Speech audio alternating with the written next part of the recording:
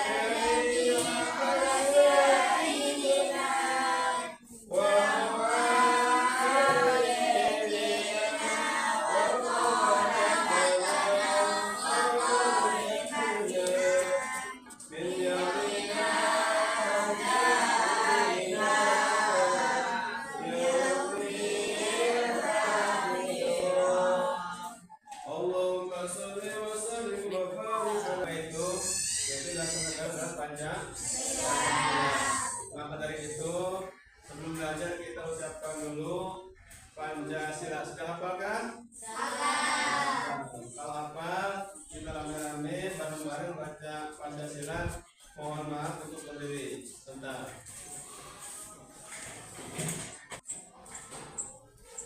Pancasila. Pancasila. Satu. Satu. Ketuhanan yang Maha Esa. Ketuhanan yang Maha Esa. Dua. Dua. Kemanusiaan yang adil dan beradab. Kemanusiaan yang adil dan beradab. Tiga. Tiga. Persatuan Indonesia. Persatuan Indonesia. Empat. Empat. Kerakyatan yang dipimpin oleh hikmah kebijaksanaan Kerakyatan yang dipimpin oleh hikmat kebijaksanaan dalam permusyawaratan perwakilan. dalam permusyawaratan perwakilan. Lima. Lima. Keadilan sosial bagi seluruh rakyat Indonesia. Keadilan sosial bagi seluruh rakyat Indonesia. Terima kasih. Kalian boleh duduk kembali.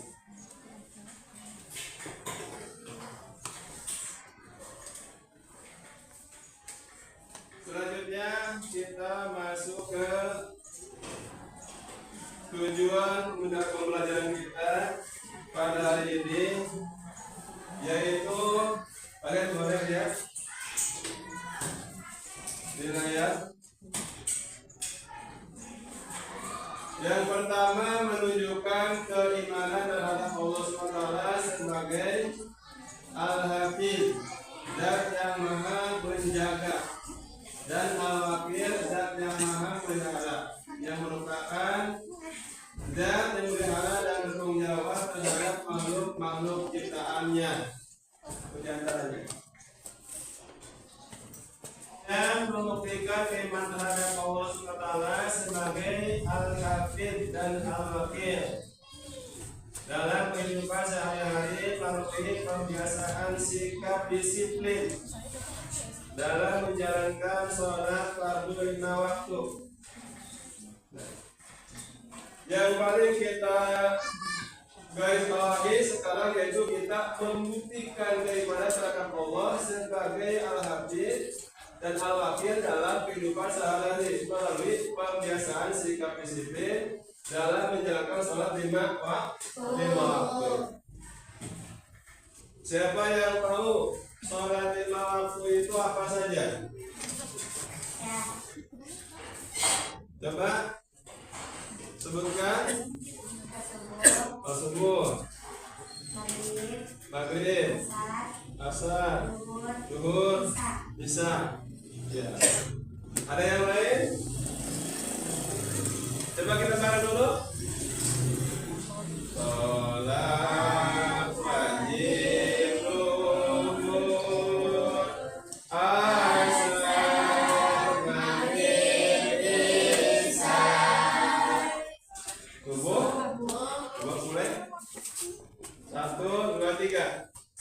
Sholat zuhur, asar, maghrib, isya, subuh. Bisa diulang?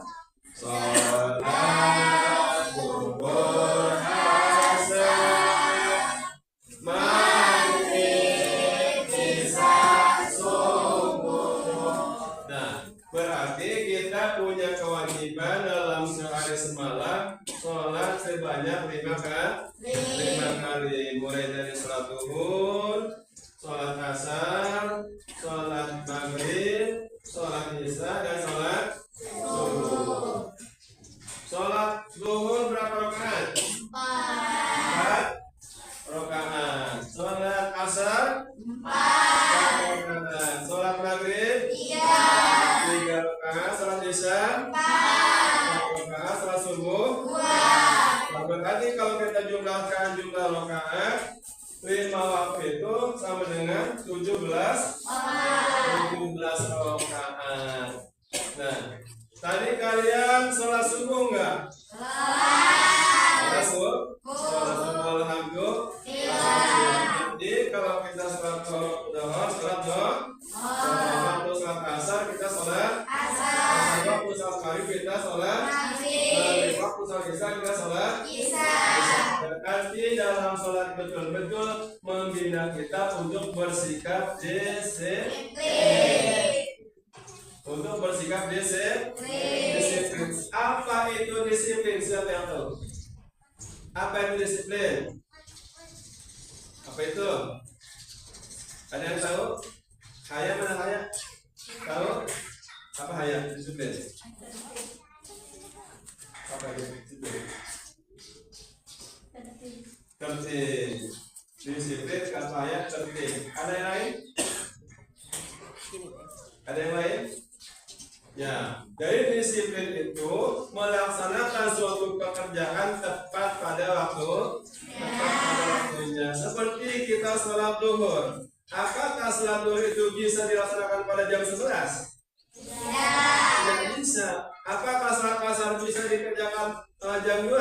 Tidak. Jadi mengerjakan sholat itu sesuai dengan waktu yang ditentukan. Itulah salah satunya contoh disiplin. Berarti sholat betul-betul membina kita untuk hidup disiplin. Bisa kita aplikasikan. Kita masuk jam berapa? Jam 7. Berarti ketika kita masuk jam 7, usahakan 15 menit sebelum masuk kita sudah hadir di kelas. Artinya kita sudah persiapan untuk masuk kelas. Nah, kembali ke sholat 5 waktu. Tentunya suatu perbuatan itu tidak lepas dari syarat dan rukun. Betul? Ada syaratnya, ada rukunnya. Nah, coba yang tahu, siapa yang tahu tentang syarat sah sholat? Salah satunya apa syarat sah sholat? Syarat sah sholat diantaranya suci dari hadas, dosa maupun. Kemarin kita sudah membahas masalah najis, betul? Artinya ketika kita sudah tahu bahwa itu najis, maka ketika kita sholat harus bersih daripada najis. Makanya salah satu syarat sholat adalah sahnya sholat adalah harus suci dari najis. Suci dari hadas 2, suci dari najis, tempat sholat, pakaian, dan juga apa itu? Suci badan, suci pakaian, suci tempat sholat dari najis. Kalau kita kira-kira sholat di tempat yang penuh dengan najis, kira-kira salah sholat kita.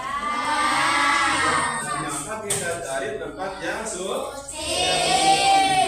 Misalkan kita sholat di masjid, di musola, ataupun di rumah, usahakan rumah kita supaya suci, terhindar dari najis. Makanya disitulah agama menyarankan supaya kita hidup bersih.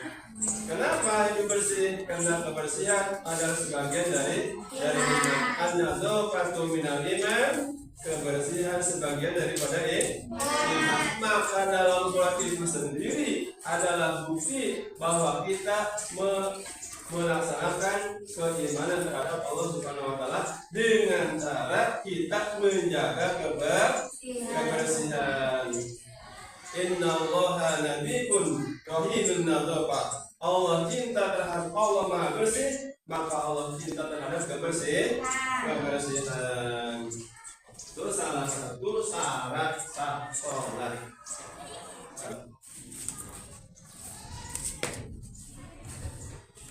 Syarat wajib sholat berapaan? Syarat sah sholat berapaan? Rukun sholat berapaan? Kemudian bukan hanya rukun sholat, tetapi juga kita harus bisa membedakan mana rukun, mana sunnah. Nah, dalam sholat itu kan ada sunnah sholat. Dalam sholat itu sunnah terbagi berapa? Terbagi berapa? Terbagi dua. Ada sunnah apaan? Ada sunnah hayat. Bagaimana cara membedakan sunnah apa dan sunnah hayat dalam sholat? Apa? Cara membedakannya, kalau tertinggal sunnah apa, maka disunahkan melakukan sujud sahwi. Kalau sudah apa tertinggal, maka sudah melaksanakan sujud sahwi. Tetapi kalau sudah hayat yang tertinggal, itu tidak disunahkan melakukan sujud sahwi. Kalian sudah belajar kan? Kita sudah belajar sujud sahwi, sujud tilawah, sujud syukur kan sudah? Nah, itu.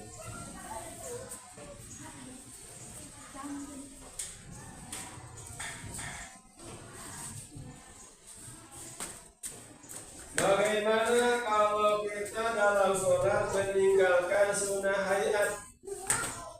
Apakah sholat kita sah atau tidak? Sholat kita sah-sah saja, cuman pahala sunnahnya hilang. Sholatnya sah-sah saja, cuman pahalanya hilang. Makanya harus sedetil mungkin, harus setumanina mungkin ketika kita sholat. Jangan ada kesan sholat terburu-buru. Istilahnya kalau dalam bahasa Sunda, sholatnya jangan kayak patung Isa. Kan patung Isa?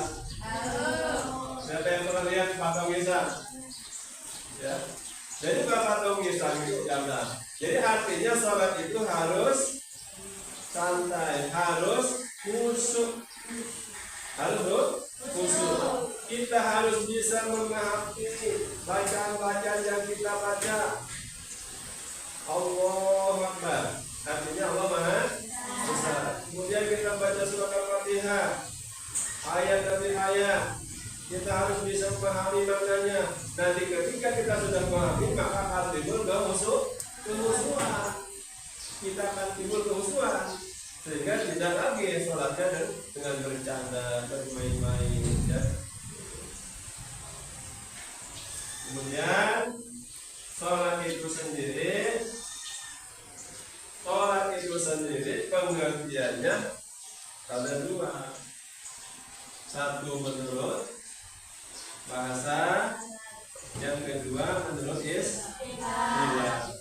Pengertian sholat menurut bahasa apa itu? Muhammad Azmi, doa kebaikan. Setiap kita berdoa, maka istilah bahasa itu sudah sholat. Ya, tapi yang dimaksud adalah pengertian sholat menurut istilah. Apa itu? Aqwalun wa af'alun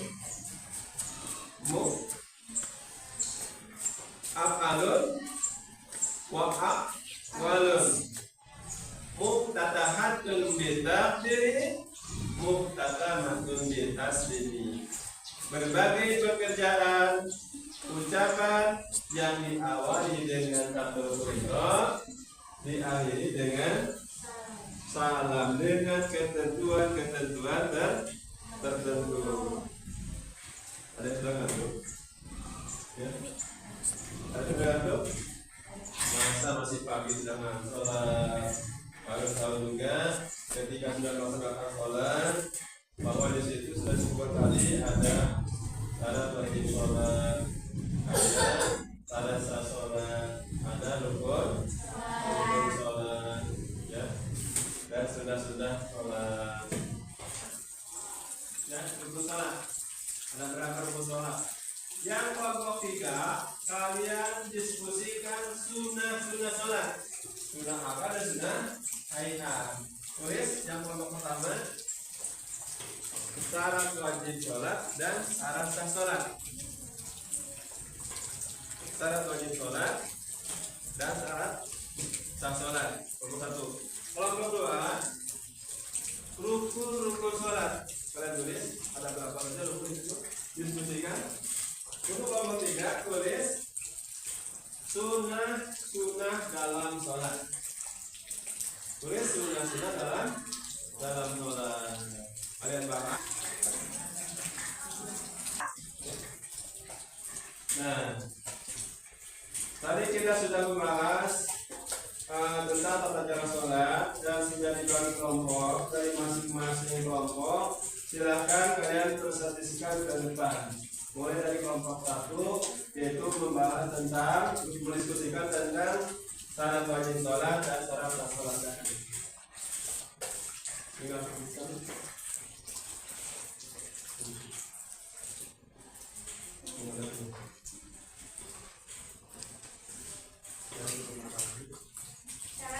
sholat: 1.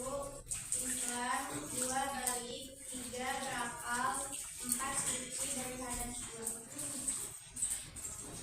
Syarat sah sholat diantaranya suci dari najis badan, pakaian, dan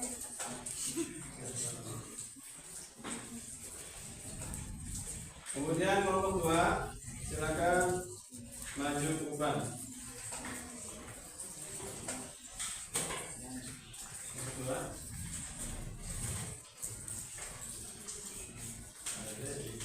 Assalamualaikum warahmatullahi wabarakatuh. Untuk sholat ada 18. Saya dari kelompok 2. Saya dari kelompok 2 ingin menyampaikan untuk sholat ada 18. Satunya 2 takbiratul ihram, 3 sunahnya, 4 al-fatihah, 4 ruku, 5 sunahnya, 6 iktidal, 7 sujud, 8 sunahnya, 9 duduk di antara 2 sujud, 10 sunahnya, 11 sujud, 12 sunahnya, 13 tahiyat, 14 salawat, 15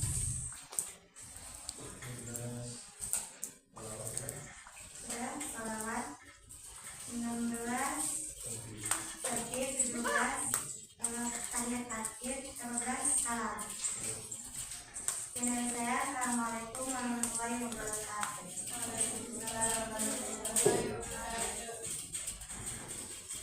Kemudian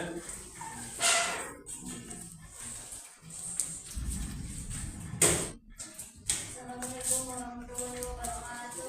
Waalaikumsalam warahmatullahi wabarakatuh. Saya dari kelompok 3. 1. Sunnah akan membacakan sunnah dalam sholat. 1. Sunnah abad, tahiyat awal dan doa qunut. 2. Sunnah tahiyat, mengangkat kedua tangan dan membaca surat-surat pendek. Assalamualaikum warahmatullahi wabarakatuh. Waalaikumsalam.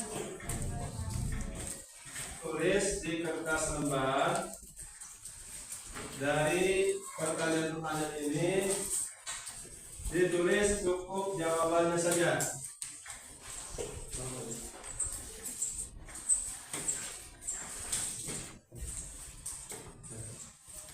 Aku bacakan. Kelompok 2.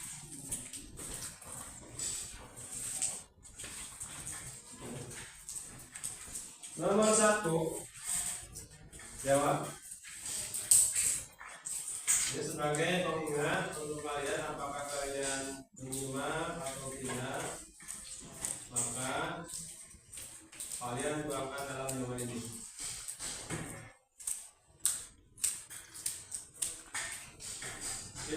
Pilih salah satu jawaban yang paling benar. Cukup kalian A, B, C-nya saja. Nomor 1, kelihatan nggak? Nomor 1. Perhatikan pernyataan berikut. 1. Wanita yang sedang haid. 2. Beragama Islam. 3. Belum balik. 4. Berakat. Yang termasuk syarat sah yaitu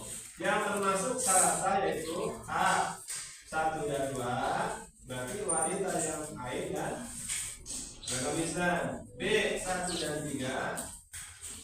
C, 2 dan 3. D, 2 dan 4. Silahkan yang mana?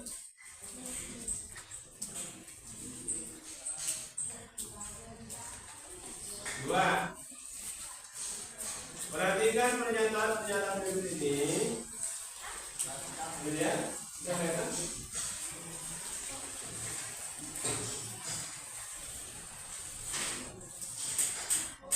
Jika terdapat kurangan pada sholat seperti kurangan tasyahud awal, ini berarti kurangan tadi untuk ditambah. Tambah maka menutupnya tentu saja dengan sujud sahwi sebelum salam untuk menyempurnakan sholat. Dua, jika seorang terlanjur salam namun ternyata masih memiliki kekurangan rakaat, maka hendaklah dia menyempurnakan kurangan rakaat tadi, maka menutupinya dengan sujud sahwi sebelum salam. Yang ketiga, jika terdapat keraguan-keraguan dalam sholat, lalu dia mengingatnya dan bisa memilih yakin, maka tentu saja disunahkan dengan sujud sahwi sebelum salam. Yang terakhir, keempat, pernyataannya, jika terdapat keraguan-keraguan ketika sedang sholat tentang keraguan sudah wudu ataukah belum wudu, lalu tidak nampak baginya berani yang mungkin, maka keraguan tersebut dengan sujud sahwi sebelum salam. Nah, berdasarkan pernyataan tadi, pernyataan yang tidak benar terkait dengan masalah digunakan lafaz sujud sahwi adalah A, satu, kedua, ketiga, keempat.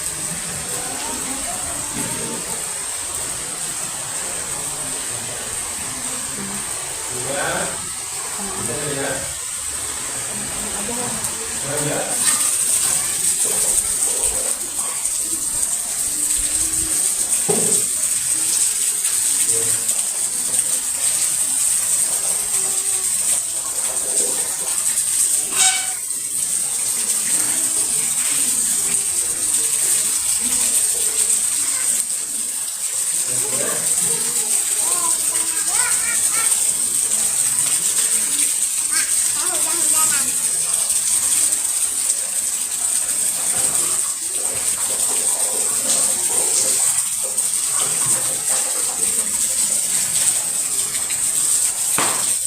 Apakah dari pertanyaan tadi ada yang kalian perubahan?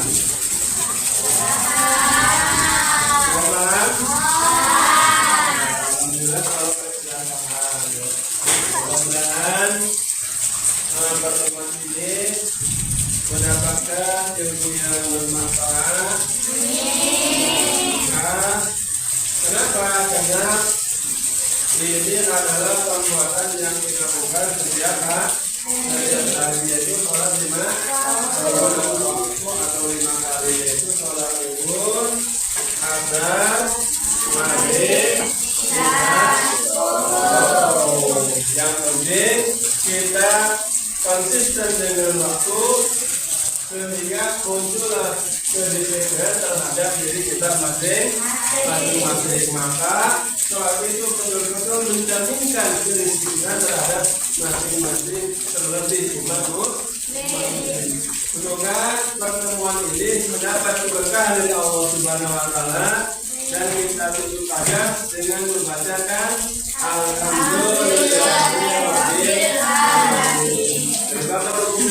Assalamualaikum warahmatullahi wabarakatuh. Supaya kita mendapatkan keberkahan alangkah baiknya dalam mengakhiri kita baca sholawat, ya. Allahumma sholli wa sallim wa barik alaihi